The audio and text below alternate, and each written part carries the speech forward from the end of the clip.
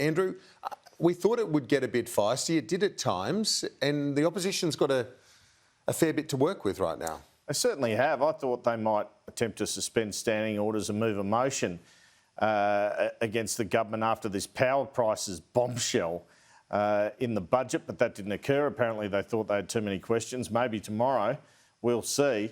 But immediately they were on cost of living. I mean, it wasn't hard to guess that. I guess when you're looking at interest rates, if you rent going up, groceries, power prices, gas prices, you can see where he gets this question, Peter Dutton, in terms of people by Christmas having $2,000 more in expenses.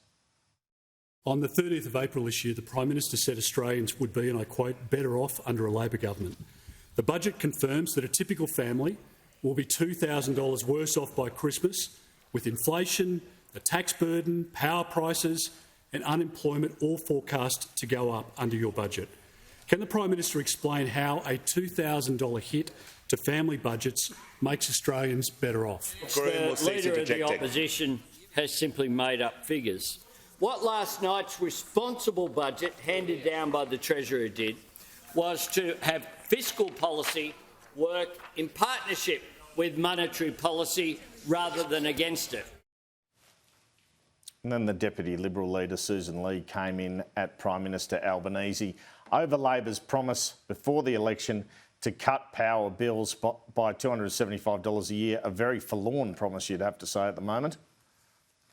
Before the election, the Prime Minister promised that if he was elected, power prices would drop by $275. Can he advise the House how it is possible to have prices rise by more than 50% but fall by $275 at the same time? They so detested the idea of landing an energy policy when it looked like being landed, they instead lopped off a Prime Minister instead. Not once, but twice. Not once, but twice. Twice. And they ended up with the member for Cook. The Shadow Minister interjects. The energy prices went down under the former government. Really? Really? It was featured heavily in Question Time. Also at the National Press Club, the whole issue of energy. I know you asked about that issue too, but specifically there was one question from the Nine Network's Charles Croucher on energy bills and the government's promise at the election. And the Treasurer blew it here. My understanding is he thought the question was going to be about stage 3 tax cuts from the intro. So he said, yes, they're in the budget, about the promise to cut power bills by $275. So let's hear the question at the Press Club first, and then Jim Chalmers' embarrassment in the House when he says, I have to correct the record on this and I've already rung the journalist to say I misheard, I apologise. Should Australians still expect that $275 off their power bills, particularly off pre-election prices? Yep, it's in the budget. A short time ago, the Treasurer was asked whether Australians can expect $275 off their power bills. He said, yep, it's in the budget. Page 57 of the budget says prices will increase by 20% this year and 30% next year. What page refers to a reduction of $275? It does give me the opportunity to explain to the House and to explain to the relevant journalist who asked me the question that I misheard the question at the National Press Club. And I say, as I said to Charles when I rang him straight after the Press Club, I rang Charles and I rang Laura Tingle and I said, I thought you were asking me a different question. I misheard it and I answered a different question. Where he explained his proclivity for mishearing questions. My question is, has the Treasurer and has the Prime Minister also misheard questions, to which they responded with a promise of a reduction of household power bills by $275? I do confess that when you have ears as big as mine and you say that you misheard something, I know that people might doubt that, but it's the truth. And I rang Charles immediately after and I explained to him what happened.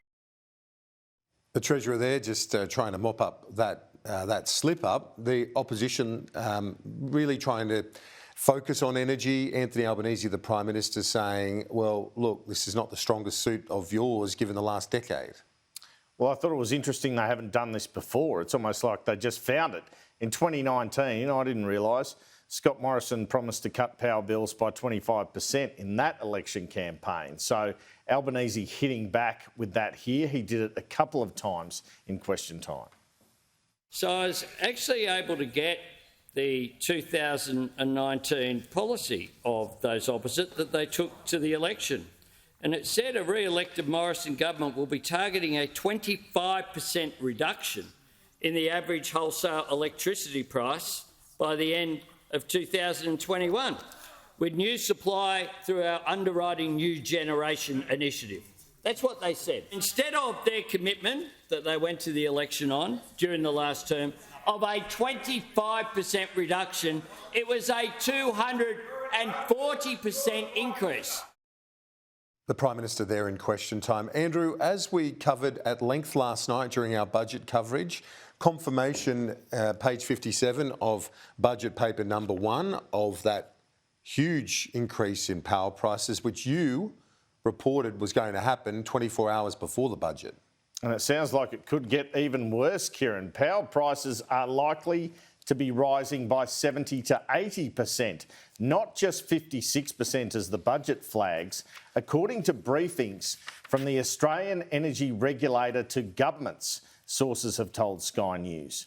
On Monday on Afternoon Agenda, I revealed that the Australian Energy Regulator had warned governments of a 50% rise in electricity prices and that the budget was forecasting a rise between 30 and 40%. Well, the budget forecast a 20% rise flowing through in late 2022 and a 30% rise next financial year. But in January next year or around then, the AER will make another determination to come into effect next July. The budget papers predict that will be the 30% increase in 23-24. I am told this is under the AER estimate, that the AER estimate for next year is 50%. So add them up. I asked Treasurer Jim Chalmers about this earlier. Given the catastrophic effect this will have on households, businesses and inflation generally, surely the government will have to introduce some sort of rebate scheme.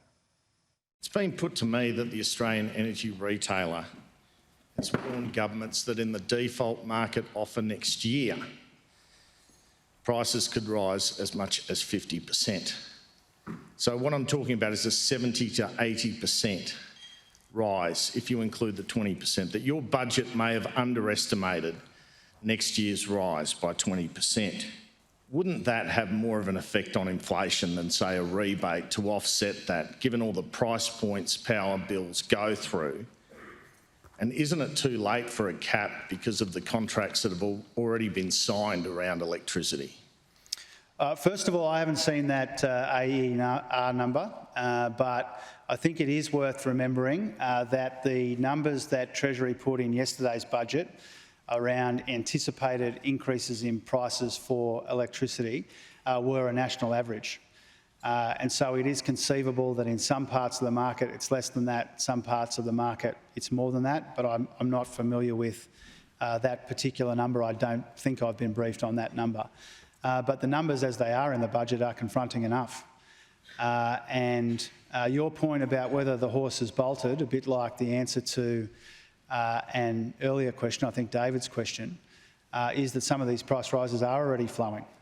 And you know, we've made no secret of that. Part of that was the consequence of what was hidden during the election campaign. So we'll do what we can for all of the reasons I've described in all of the other questions about this. If there's more that can be done, more will be done. We don't want to limit our options. We want to do the right thing, the right and responsible and sensible thing in the context of price rises in electricity, which you know, are confronting to say the least. Well, you listen to that, I'm thinking maybe a rebate in the May budget for sure, and also his answer to another question. I think you can already see the writing on the wall, Jim Chalmers, but there is a COAG Energy Ministers meeting this Friday. The Commonwealth could get the ACCC to define a fair price and set caps for gas and electricity companies, bearing in mind quite a lot of electricity is generated by gas. But this could be too late in the sense that even the budget refers to futures contracts set to drive up prices in 23-24. They're already banked in. And AWU boss Dan Walton has warned again on Sky this morning the government needs to do something within the next couple of weeks. We can't commence the conversation in 2023 on how to solve the gas price problem. We have to start the conversation immediately so that it comes into effect in the beginning of 2023. Unless we get the settings right, what is going to happen is we'll have a handful of multinational gas companies making extraordinary profits whilst we see the doors close on very good manufacturing businesses in this country, leaving tens of thousands, if not hundreds of thousands of workers out of work. So we really do need to get moving in the next couple of days, in the next couple of weeks, because unfortunately, I really worry about what will come down the line if we don't solve this problem. And on Sky this morning, New South Wales Energy Minister Matt Keane says he cannot believe there were no rebates announced last night. He pointed to a rebate in New South Wales where if you buy energy efficient appliances, you get it, as one option the federal government could take up. Well, there are a number of things that the Commonwealth Government could have done that could have assisted families with their electricity bills and not fed the rate of inflation. What we've done in New South Wales is our Energy Bill Buster program, which ensures that people can upgrade their appliances to energy efficient appliances, saving up to $600 a year on their energy bills. So there are a number of schemes that could be done, but I'm disappointed that the Albanese government has abandoned the families of Australia when it comes to cost of living pressures.